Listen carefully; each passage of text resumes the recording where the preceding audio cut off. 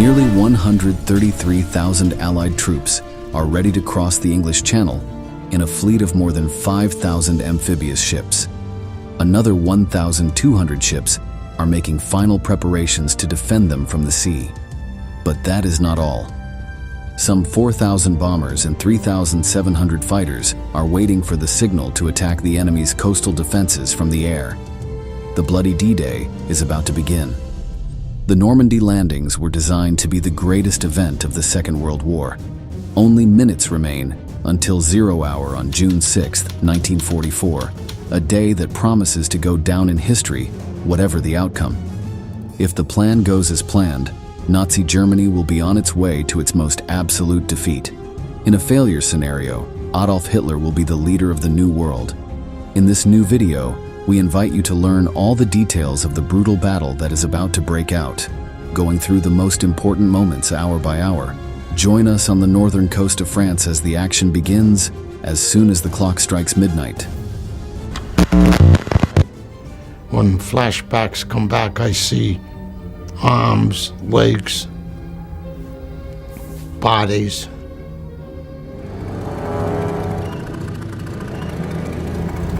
We lost a lot of people out there. A lot of good people.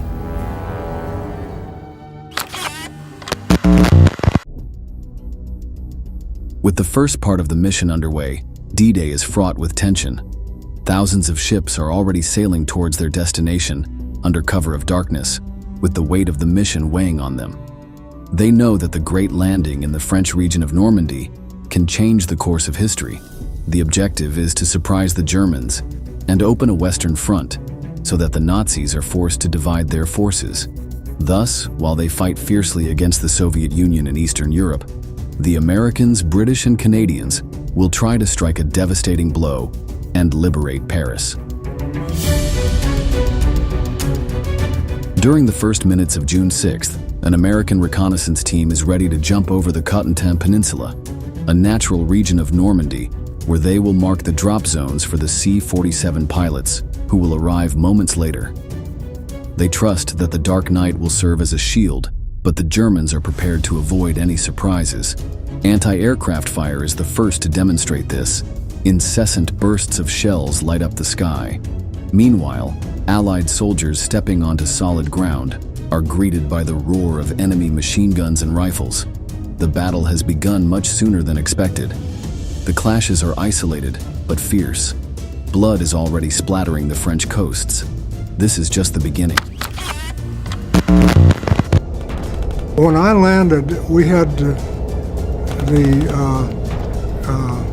password Thunder, Welcome, and Flash.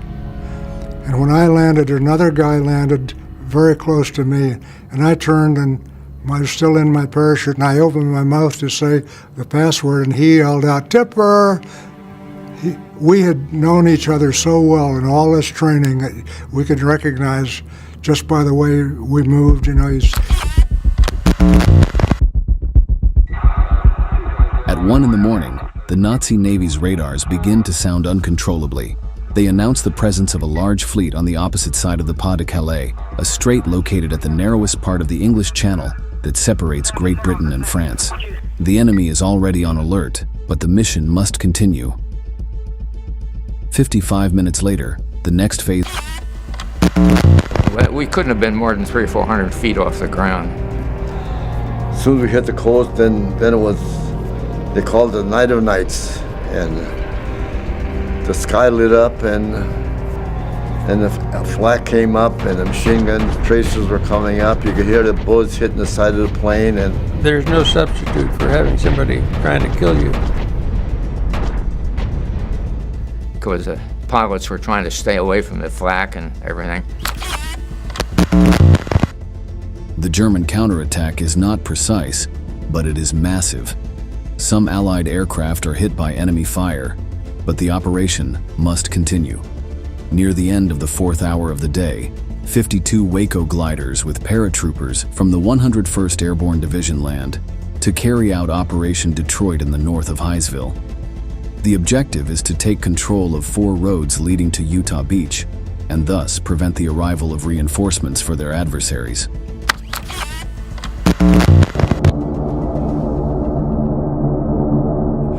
All I can see is tracers flying on all directions down there. It looked like every one of them was going to hit you between the eyes, and then they peel off one way or the other, and that's about all.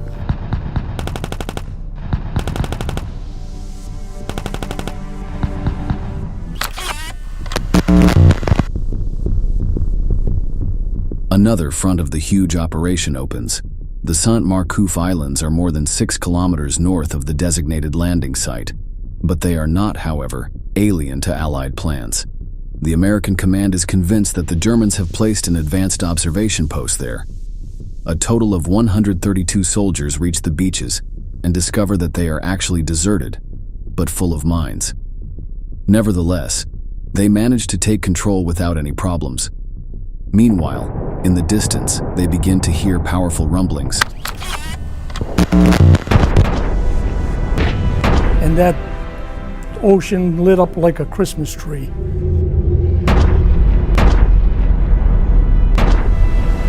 And it was 4:30 in the morning, and they were bombing that beach like hell.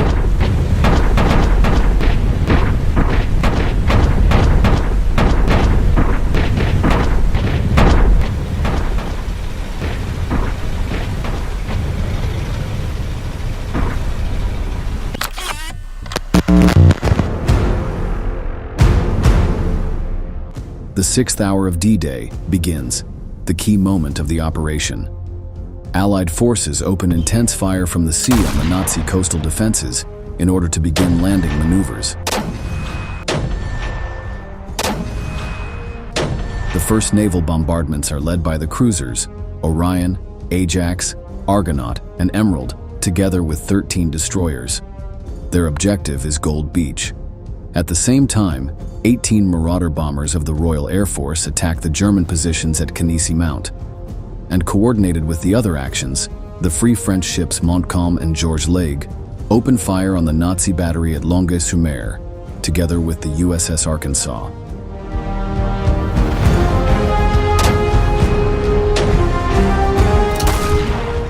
A few minutes later, ships of the Eastern Naval Task Force, under the command of British Second Admiral Philip Vian, also join the attacks from the sea. In this case, the Allied offensive is targeting Gold, Juno, and Sword beaches. And I said, this is going to be a piece of cake. There can't be nobody left on that beach with the bombardment they took. And I could see them soldiers, they were scared stiff, you know, and they can see they were nervous.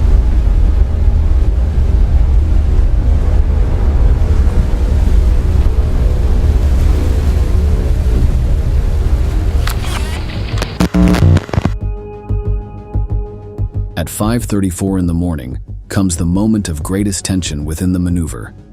Everything is happening simultaneously, and any failure in the meticulous plan can change the course of history. Another key will be the behavior in the face of the German response, which up to this point has not given any signs of its defensive strategy. The headquarters of the 352nd Infantry Division receives reports that there are no enemy ships off the coast of Corentin. It is possible to continue with the advance without resistance. However, the Americans are faced with a major problem. The troops had launched 32 amphibious tanks into the water, about 6 kilometers off the coast of Omaha. These were Sherman DDs, which had a canvas cover to help them float and a propeller at the rear to propel them. But the strong waves on the beach turned into a death trap for these tanks. In the end, 27 of them sank.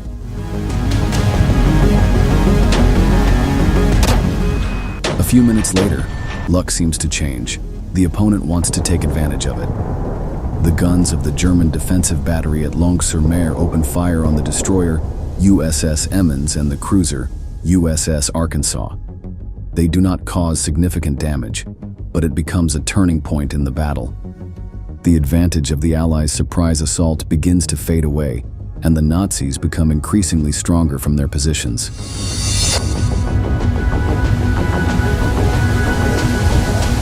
Well, we were told that the Germans held the high ground above the beach. We knew there were fortifications on the beach. We'd been told that. Their guns were positioned in such a way that unless you got real close, you couldn't even see them. They had some large guns hidden like inside the rocks and so forth.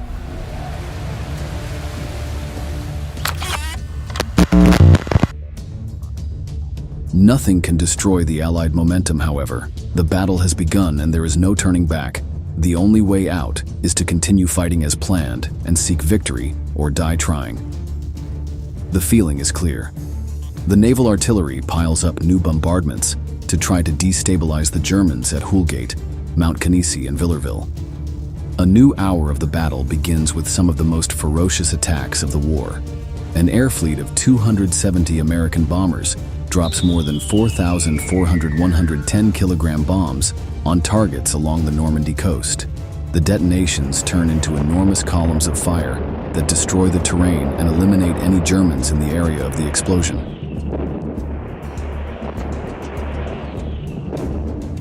Time continues to pass, and the landing is imminent. But before that, the American forces resume bombing from ships in the Omaha sector. However, the offensive on the beach is now specifically aimed at Pointe du Hoc. It is the top of a cliff where the Germans have placed key defenses. Almost simultaneously with this event, the Allied naval fleet makes contact with Utah Beach. The moment has arrived. The transport ships open their floodgates, and a gigantic wave of soldiers from the 4th Infantry Division of the United States jumps onto the sand with their rifles, ready for an epic battle.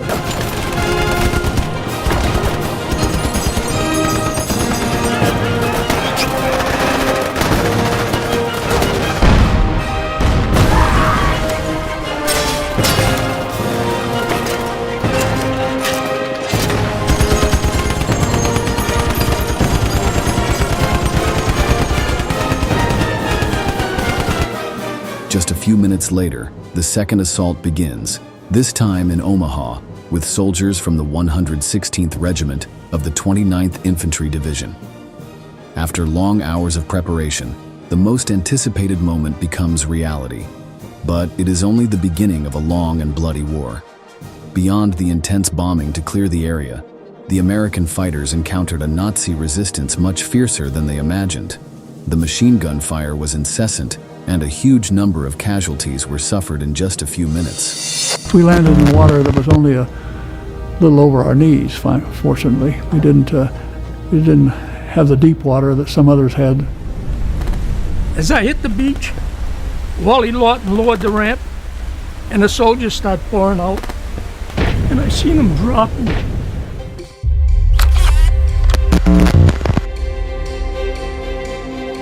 At Gold, boats armed with 127mm rockets opened fire on the beach defenses.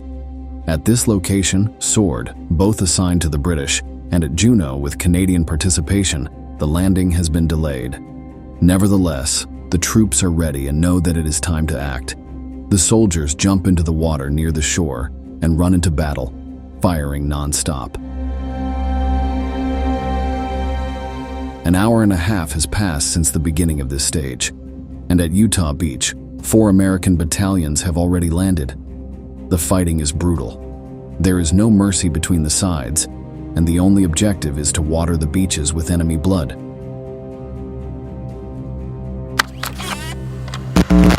And the water was really red too, with all the people that get hit. It's awful.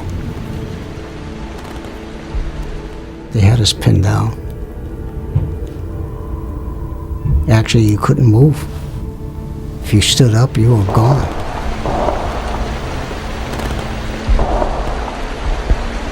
It was pretty hard to form any kind of a cohesive attack plan at that point.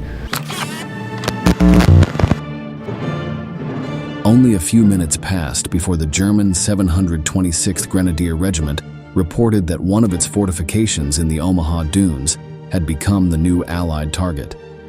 It had come under fierce attack by 40 soldiers and amphibious tanks that had arrived in the area. Concern was growing in the Nazi ranks. At the beginning of a new hour, the 210mm gun of the German battery at Asville was destroyed by Allied ships. The situation was becoming increasingly alarming, and the Nazis still had no news from their leader. Adolf Hitler was just waking up in his Berlin home.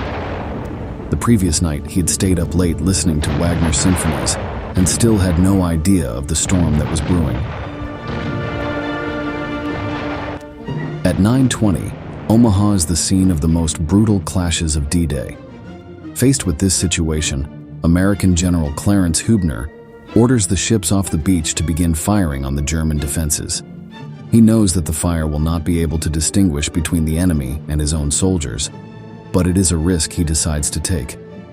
The attack lasts 28 minutes and wipes out a good part of the resistance.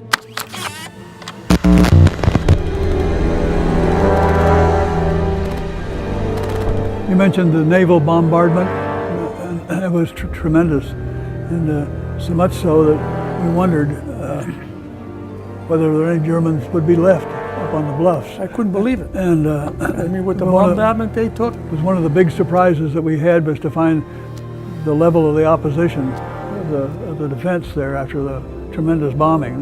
They withstood it pretty well.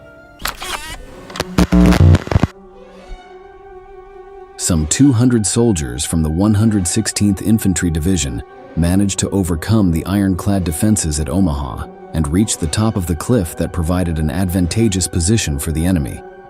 They advance along this path until they reach Vierville-sur-Mer.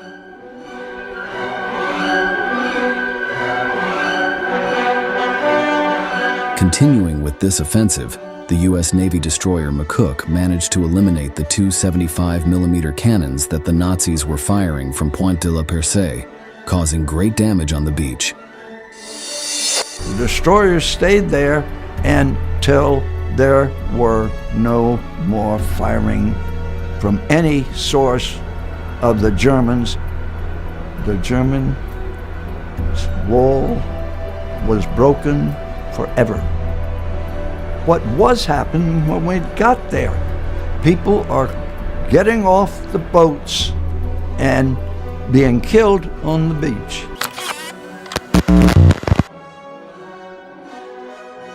At 11:27, the German 916th Grenadier Regiment reported that the attackers were in control of the high points on the beach at Saint-Laurent-sur-Mer. The commander of the 352nd Infantry Division gave the following order: counterattack the enemy to drive him back into the sea. Despite the wishes of the Nazi High Command, the Allied presence on the coasts of Omaha is growing. Before noon, a new battalion of the American 18th Infantry Regiment lands to join the offensive. The advance of the American troops becomes uncontrollable for the Germans. On Utah Beach, the 8th Marine Regiment penetrates the defenses that have fought to exhaustion.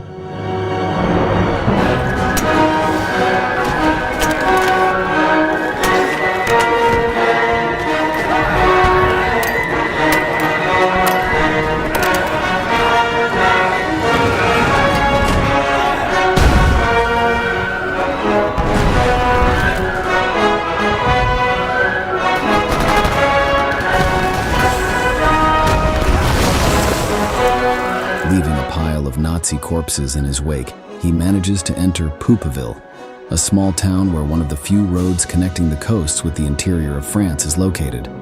Control will be key to the next stage of the plan: liberating Paris. In Omaha, the Americans achieve a new success. The Allied forces have just reached the church in Colville-sur-Mer, converted into a German bastion from where the Nazi artillerymen had a clear view of the scene.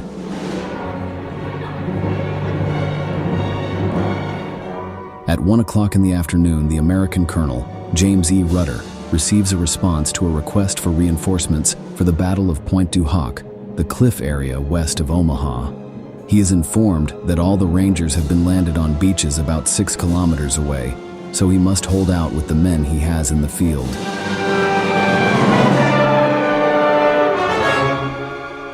After an hour, The American soldiers' conviction pays off. Even without the support of a new battalion, they managed to get the German defenders to abandon the Pointe du Hoc bunkers on the western flank. Almost 8 hours after the landing, Omaha Beach remains engulfed in the fierce flames of the bloody confrontation. Now the protagonist is the destroyer USS Harding, which opens fire on the roof of the Vierville-sur-Mer church, where the Nazis also have artillery observers. The battle is not yet won. The German 916th Grenadier Regiment counterattacks American units advancing between Nazi checkpoints in the same area of Omaha. 2 other American destroyers approach the coast to provide close support to the landed troops. The blood continues to flow and leave its mark in the sand.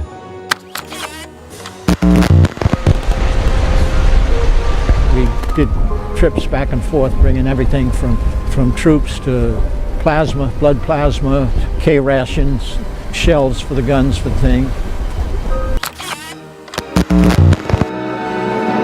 Late in the afternoon, another fierce counterattack begins at La Fière, where the Allies seek to control a new region that will form a bridge into the interior of the country.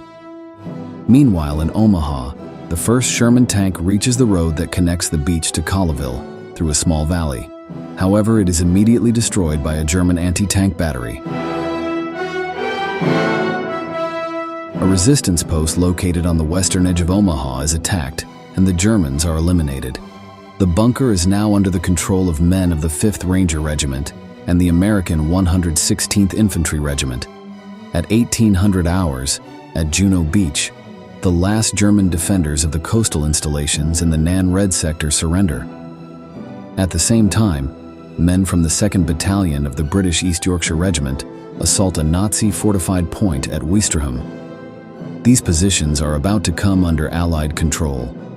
10 minutes later, in Omaha, the German 915th Grenadier Regiment reports that it has overtaken the Americans from behind at the castle of Colleyville-sur-Mer and that its wounded can no longer be evacuated.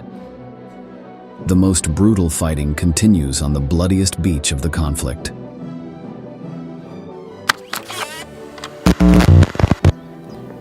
There's no substitute for hearing a bullet snap past your head and you realize that someone's trying to kill you.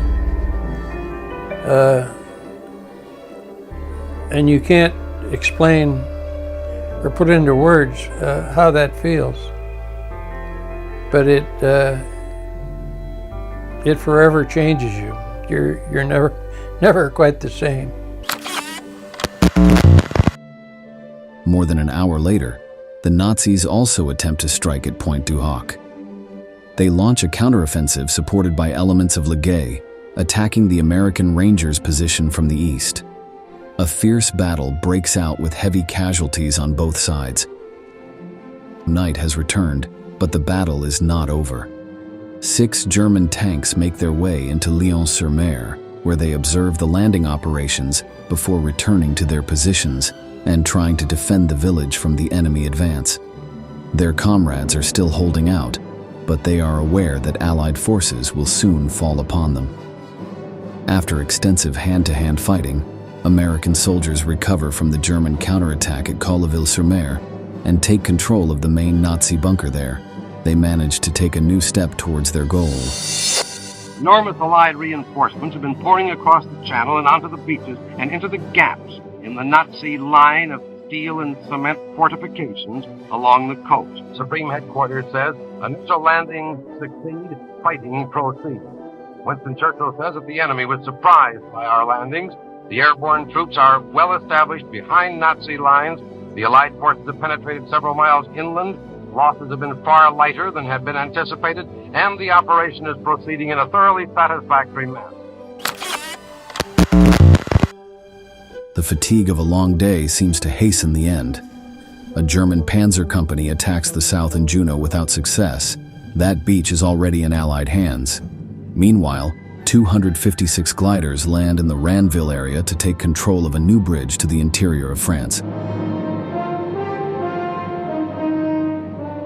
D-Day is about to end. A new air attack breaks into the city of Caen, while, after hard fighting, the town of Tilleville is liberated. During the last hour of the day, the Germans try to develop a counterattack at Pointe du Hoc. It will last until after midnight, but will not achieve its goal.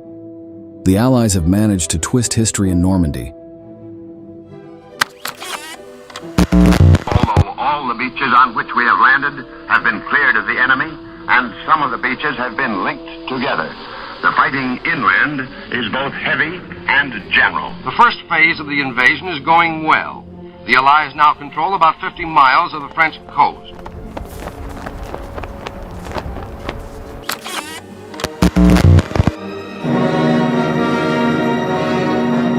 After the landing and the fierce battles, the troops continued on their way. Eventually, Paris was liberated, and Nazi defeat was imminent. On April 30th, 1945, Hitler felt cornered and decided to take his own life. Days later, Germany surrendered and the end of World War II in Europe came.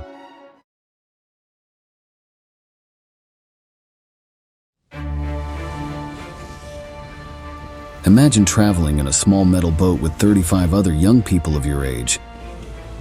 In the distance, you hear gunfire and shouts. And even though you know the type of enemy you're facing, as you approach the beach, fear clouds your senses. Suddenly, it's time to disembark. The frenzy of your comrades pushes you to jump onto the beach stained with blood and filled with the remains of other fallen soldiers.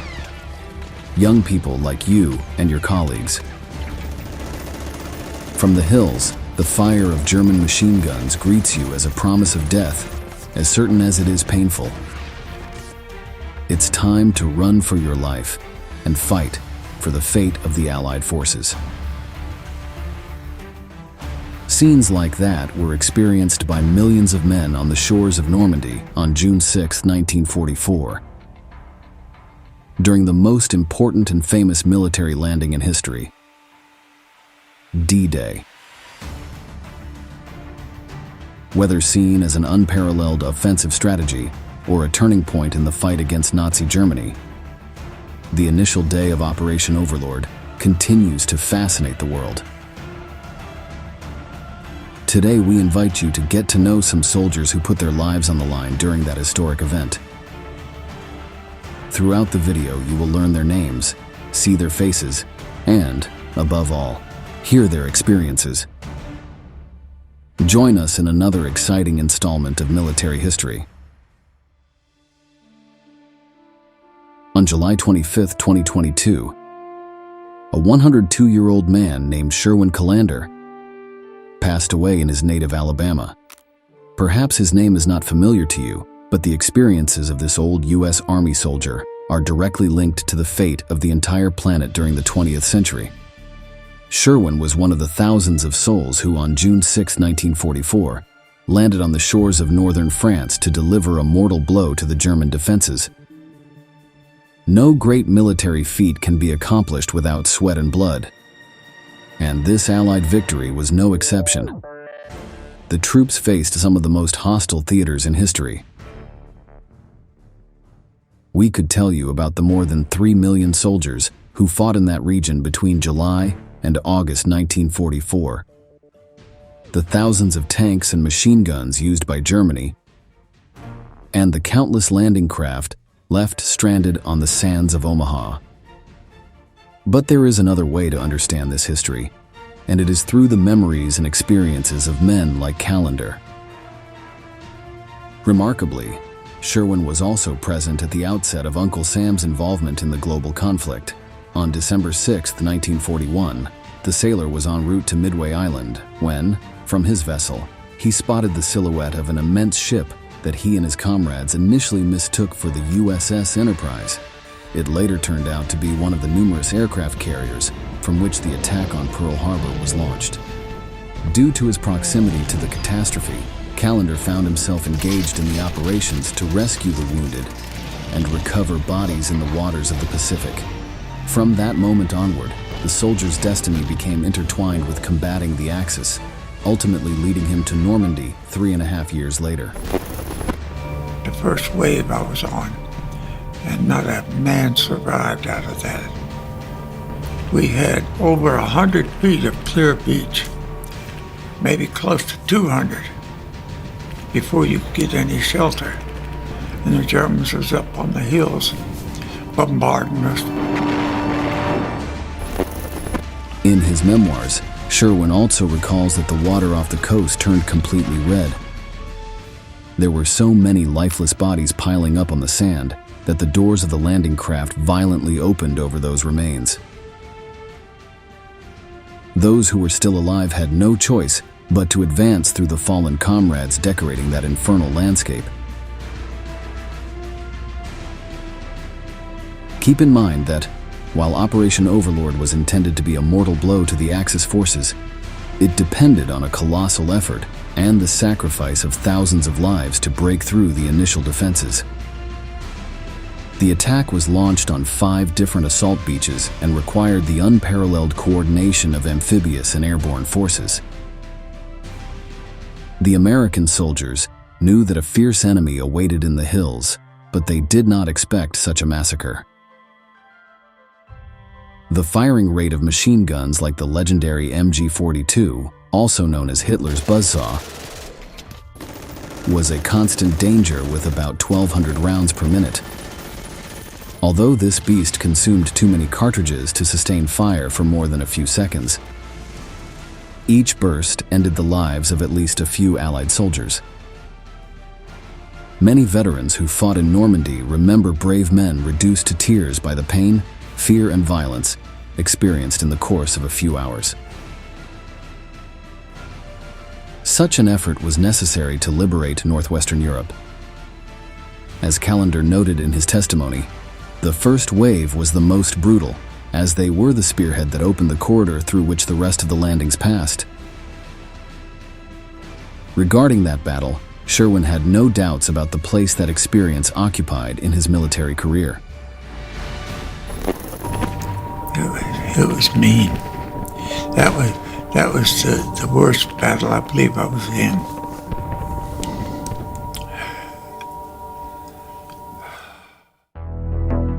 Similar story is told by Jake Larson, the last survivor of the 135th Infantry Regiment of the U.S. Army's 34th Division. But his narration doesn't begin on the beaches of northern France. It starts in a small cinema in his native Minnesota when he went to see a Gene Autry cowboy movie. The problem was that when Jake and his friend arrived at the theater, they realized they didn't have the 10 cents it cost to enter. Near the theater was a recruitment office. So motivated by boredom, both decided to enlist in the National Guard, where they would earn $12 per quarter, enough to no longer worry about the price of a movie ticket. We can fast forward to that mythical day, June 6, 1944, when Jake Larson, along with hundreds of thousands of men, landed on the beaches of Normandy. The enemy was ahead, in a favorable position and armed with machine guns capable of firing thousands of rounds per minute.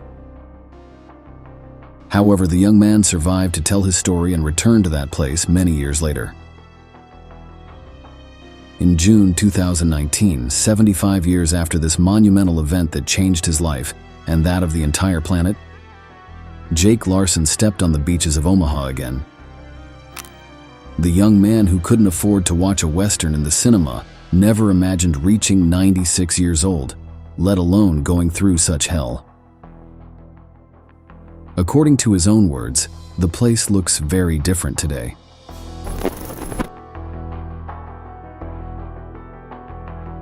The sea here is clear. It was bloody, bodies. What can a person say now, except that war is hell?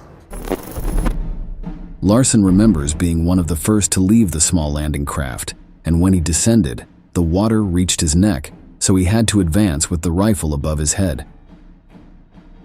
To avoid being blown to pieces by stepping on a landmine, he followed the path marked by soldiers who arrived before him. Years later, he recalled, "The Germans filled the place with obstacles, traps.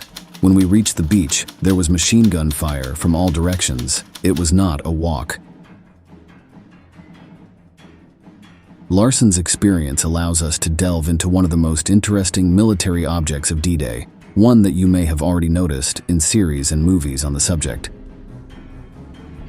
The advance on the coast of Normandy was made with a type of boat known as LCVP, short for landing craft, vehicle personnel, although most soldiers called it the Higgins boat. Its silhouette became an icon of that day. In many photos and recreations of the bloody landing, the LCVPs play a central role, as without them, the risky strategy would have been totally impossible. The design of the Higgins boats was inspired by barges used in swamps, and a total of 8 were built. In their 11 meters in length and 3.4 meters in width, up to 36 members of a platoon could fit. It was also possible to transport a jeep with 12 people, or the equivalent of 3.6 tons of cargo. The idea of advancing at 22 kilometers per hour, its top speed, toward a beach full of enemies armed with the best of the German arsenal is terrifying. Only soldiers like Jake Larson know what it feels like to be in that long stretch between the main ships and solid ground. Of course, the LCVPs were equipped with 7.62mm Browning machine guns, but even so, turbulence, adrenaline, and risk were the order of the day. Regarding horror, Larson also has a story to add to the mosaic of accounts that make up D-Day. As the young soldier advanced ashore, escaping the German fire coming from above, he recalls stopping for a second and asking a comrade for matches to light a cigarette. Not receiving a response, he turned to repeat the request, and that's when Jake saw horror up close. I looked again, and there was no head under the helmet. The soul of that boy inspired me to up at that instant and run for the cliff. Despite the hardships he endured, Larson survived without serious consequences, allowing him to go through his old age without bodily pains, beyond the expected aches in a nearly 100-year-old body. On several occasions, he wanted to return to the beaches of Normandy to close the chapter on his memories, but unfortunately, the U.S. Army rejected the request to finance his trip to France, as his documentation and service records were lost in the 1970s, an institutional shortcoming much more common than you might imagine. That's why his close friends started a collection to fund a journey not only to Europe, but also to the past, to those beaches that changed the life of a young man from Minnesota forever. Although they never formally met, at the same time that Larson ran on the beaches of Omaha, another young American soldier was fighting in that same area. His name was Honorio Zuccani, a humble son of shoemakers who was recruited to participate in the world conflict as the situation began to worsen. Initially, the recruit was confident that he would be sent to the African campaign, where the famous General Patton was, as seen in television reports. Once his ship headed for Scotland, and considering that his 6-month training consisted of operating boats and beaches, he realized he had been prepared for a maritime assault on the European continent. And it wasn't just any offensive, it was the largest operation in history. Like the other testimonies we've explored throughout the video, Zuccani recalls total chaos upon reaching land. He was not in the first waves, so when he arrived, there were already many dead floating in the water. The curious thing is that Honorio was not afraid to die. As a practicing Christian, death was not one of his concerns. He believed that if it was his time to go, he should accept it with gallantry. Still, the sands of Omaha held images that he could never let go of. This GI was sitting in a corner, and they're sitting on his helmet. He was a redhead. I'll never forget him. And he was holding his guts. He was just torn apart, and he was holding his guts like this. And he kept saying, I'm going home, I'm going home, I'm going home. And I said, I wish you luck. I don't know if you made it or not. The difficulty of forgetting those brutal hours of the landing is very common among veterans of this battle. The passage of years can erase many things, but the psychological wounds they received in northern France left noticeable and painful scars. Men like Onorio Ziccani may forget important aspects of their past, but the faces and names of their fallen comrades on D-Day remain as clear and vivid as on June 6, 1944. Moving on to physical injuries, medical attention took a long time to be effective on the battlefield. The German fire from the hills prevented doctors from doing their job. A laceration as brutal as the one described by Onorio was impossible to address on the spot. But the fate of the young redhead had been sealed for a long time. Ziccani himself experienced the painful kiss of German projectiles. When he tried to take cover under an overturned landing craft, he was hit in the leg. Fortunately, he fully recovered, although his injuries were not properly cared for, which later complicated receiving the appropriate honors as a combat wounded veteran. There's never made a report. There's never a medical report. I didn't go to what they call sick call every morning. Now, who the hell's going to go to sick call every morning in Normandy? You know what I mean?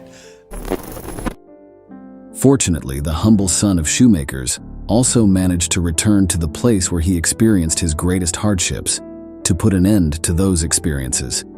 In 2019, Onorio toured those beaches that had caused him so much pain in the past, now as a respected veteran and decorated with the Purple Heart, after years of fighting to have his battlefield wounds recognized. Of course, the trip to France would not have been complete without a visit to the cemetery where hundreds of young people who did not survive the confrontation rest. Ziccani recognized some names written on the crosses. In his memories, they were all heroes. Wave after wave, Allied troops continued to arrive on the beaches of Normandy. Although more than 10,000 deaths were recorded on the first day, the Allied front managed to deposit 150,000 men. That far exceeded Germany's defensive capabilities. It cost a lot of blood, but the legendary landing was victorious. As we mentioned at the beginning of the video, the history of great military feats can be known not only through numbers and grandiose data, but also by traveling through the memories of men who carried out these titanic efforts, crossing the water stained with red, pushing the lifeless bodies of their comrades, and ignoring physical pain to defeat a deadly enemy. We hope these testimonies have given you a new perspective on D-Day.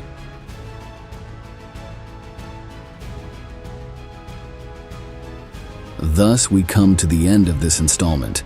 If you enjoy this type of content, we invite you to subscribe and activate notifications to stay informed about new episodes like this. Without further ado, we bid you farewell until the next installment of Military History. Thank you for joining us.